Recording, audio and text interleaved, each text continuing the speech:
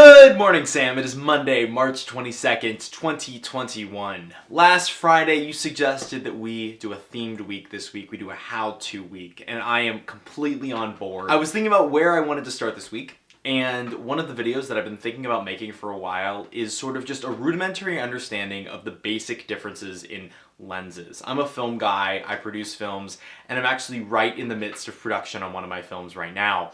And so I've been thinking a lot, kind of on the technical side of things, about how films are made, how they're produced, what the different equipment is that is used.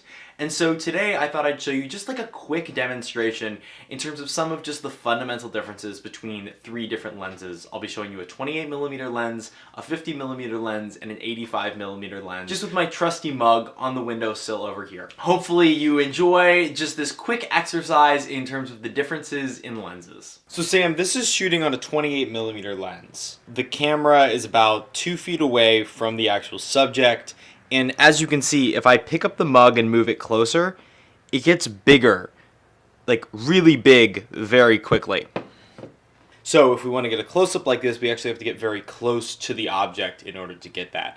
These are the type of lenses that are on most webcams, where it's going to be super wide, and because of that, it's also going to be super deep focus. You can see kind of into the background that all of those cars are basically in focus, and it's probably close to 100 feet between them. Now, it's also helpful that the sun is out, it's very bright, we're opening at an f/22. If we were to bring that down, the depth of field would get more shallow.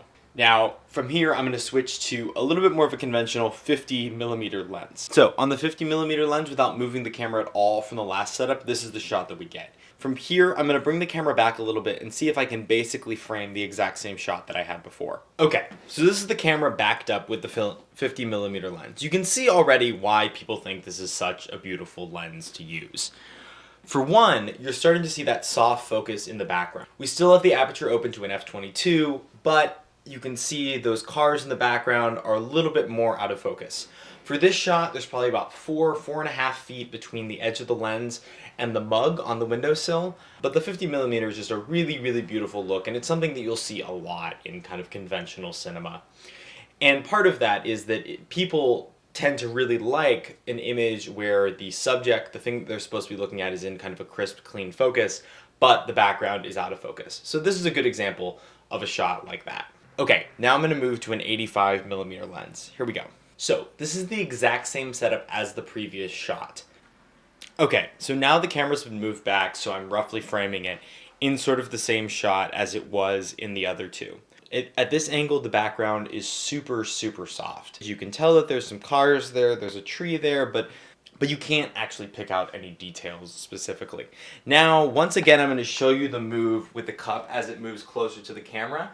As it moves closer to the camera, now the light does change because it's now no longer catching the light that's coming in through the window, but the actual shape of the cup in the frame doesn't really get that much larger. I'm moving it roughly the same amount forward, and the cup is kind of staying the same size in the actual frame. These are excellent for getting, things really close up from far away, but as you can see, it gives a very different effect than the 28mm or the 50mm that we saw before.